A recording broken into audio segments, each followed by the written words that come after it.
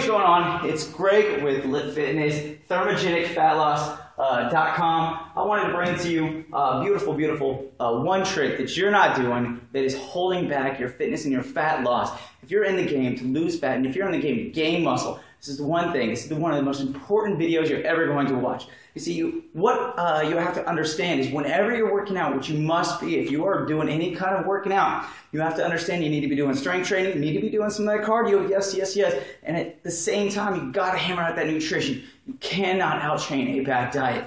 And one of the biggest things that's holding you back in your fitness and your fat loss goals is your strength training. And we're doing our strength training right here, and we're building muscle. You see, have you ever woken up in the middle of the night and had a fat cramp? You know, fat cramps don't exist. But you've woken up in the middle of the night and you had a muscle cramp. You're like, oh my God, that hurts. It's so painful, right? The reason being is because muscle is so metabolic. There's so much energy. In fact, so much so that it requires 50, you burn about 50 calories per pound of muscle. Whereas for fat, it's closer to 4 to 6. All right, calories per pound of fat. So you replace 10 pounds of lean, hard muscle, toning muscle, get you that Kim Kardashian booty, or get you that Michelle Obama arms, and you replace 10 pounds of nasty, non-metabolic fat that just sits there. It's ugly, it doesn't do anything. You replace it, and you're gonna start burning, 50 calories per pound. You got 10 pounds of muscle there that you replaced, right? The scale weight doesn't change, but what's happened is you added on 10 extra pounds of lean muscle, whereas the scale weight hasn't changed. Now you're more metabolic because you're burning 3,500 more calories, 1 pound of nasty, ugly fat. All right, very important that you have to understand this principle first and foremost. Now, when you are doing this, adding in that strength training, the thing that's holding you back, a big rule that you got to follow, is what I call the 20-20-20 rule. And it's the 20-20-20 rule is one of the most important rules that you're not following. It's 20 grams of protein, and this is base minimum. 20 grams of protein within 20 minutes after your workout can boost your metabolism up another 20%. Now think about this. Realistically, you're looking anywhere from 20 grams all the way up to about 50 grams, depending upon the source of the protein.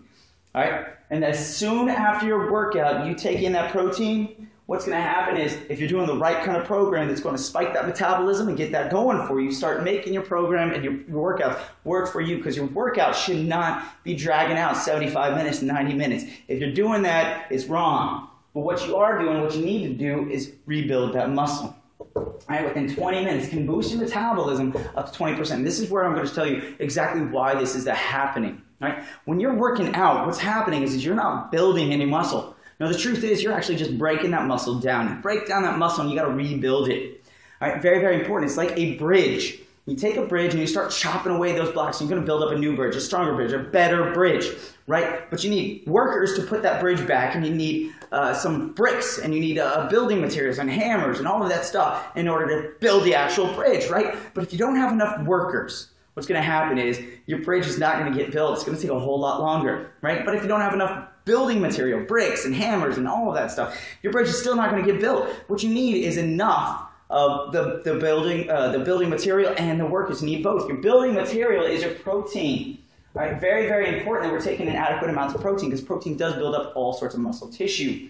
Right? What you also need, though, are the workers, and the calories are what's putting that into place. Those workers that are helping to get fuel that body and give you the opportunity to put those building materials back into the muscles and build them much stronger. So remember, your workouts do not build muscle. Your workouts break it down. It's your nutrition outside of the game, outside of your workout, and outside of your smart programming that's going to build up your muscle, right? And ultimately build up that metabolism.